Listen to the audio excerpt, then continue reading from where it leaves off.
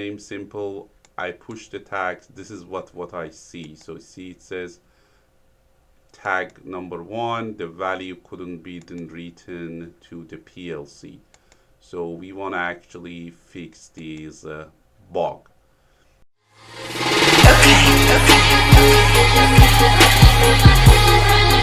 So as you see here, I have a simple program. So which is you just have a push button. I want to have one push button on the HMI. Whenever I push that, it just turn on the one output, right? So whenever we want to just, this will be a switch on the HMI, and this one just indicator. Just whenever you push hold it, it should be keep this on. Very simple, actually, the ladder logic. So this is actually a screen root. So I have these texts. Whenever I push this, this should be actually run this one. So that means you push it, it should be on. So let I show you what is the problem now, or what I actually, and how we could fix it. So if you come to the HMI and go to the start simulation, so maybe give you a better idea what I'm talking. So see, this is the same thing that we have. So which is the same simple. I push the tags. This is what I see. So see, it says tag number 1, the value couldn't be then written to the PLC. So we want to actually fix this bug. So I actually tried a different way. So I go to the different online resources. So there is actually a few things that you need to check. So let's close this and let's see what we should check. So first, you should actually come to your PLC. You click on the PLC. So and make sure go to the click on the PLC device configuration. Click on the PLC on the general protection and security. So then you start this security wizard. Make sure this one is unchecked. Make sure this one is unchecked. And here make sure you have HMI access, right? That's actually the few things you should check. If none of them like this, you will get actually the same problem. But that's not the only thing. So that's the first thing you should actually check. So then the second thing that you need to check that could be a problem, actually it's a HMI. You comes to the HMI, so the same thing for a click on the HMI, go to the general and catalog information, and make sure this version that you have, which is my 15, is a match with what you have on HMI. So on your HMI, you could go to the system info in the HMI, in the find the system information, and then you see the image version. So which these should be matched. If not matched, even you couldn't actually upload or download your codes to the HMI. So now let us see back here and see how we could fix that problem that I mentioned. So again, back to here. So this is actually what we are facing. So I start the simulation.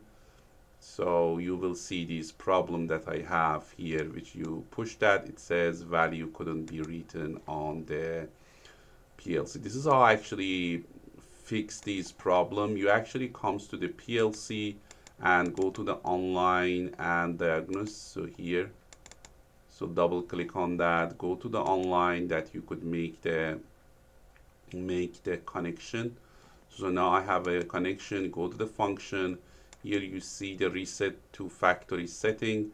So delete IP, delete password, and format memory card, then you reset it.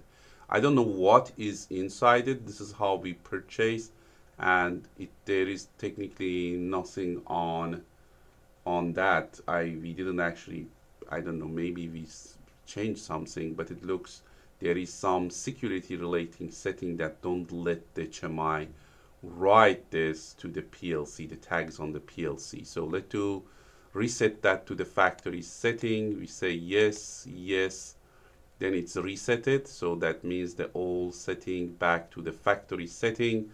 So now let's see it's fixed the problem or not. So it takes a few minutes to be, yeah, now everything actually back to the factory setting. So now I'm back to the main. Actually load these again. So looks fine. I go to upload to the PLC, which I reset the PLC to the factory setting. So it takes time.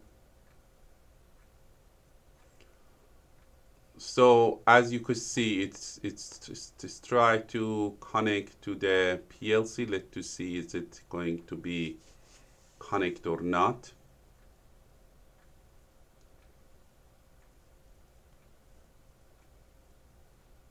So as you see, this is a problem that I already mentioned. Whenever this happen, so which looks it couldn't be connect, you come here and say show all accessible devices.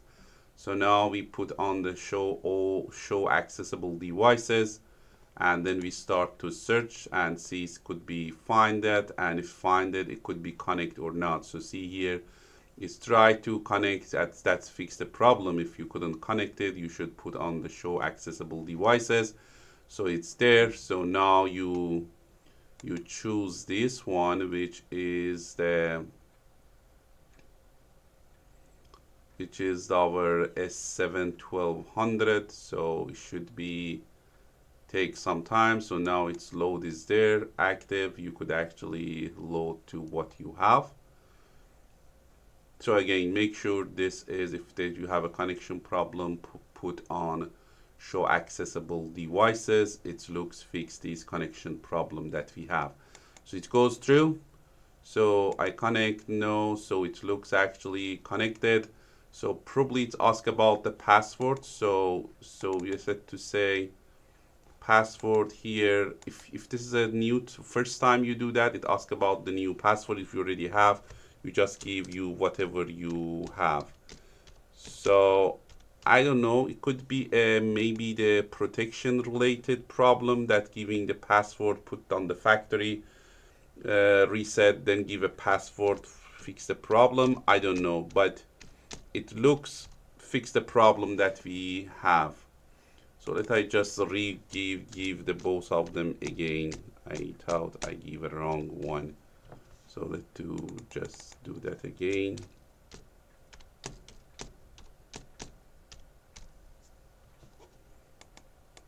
Okay, it goes through. So now let's try again, back to the main. So we load it again and see it goes through or not. So it looks okay. So I load it. It goes through. So which is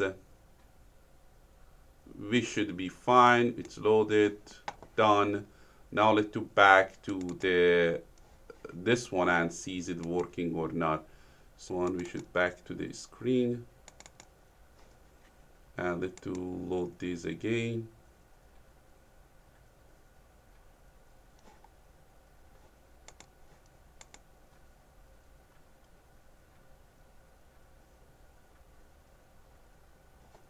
Now I'm going to the main. I go to the online mode, and now let's see what's happened. I'm going to, yeah, it should be on the run mode. We say yes.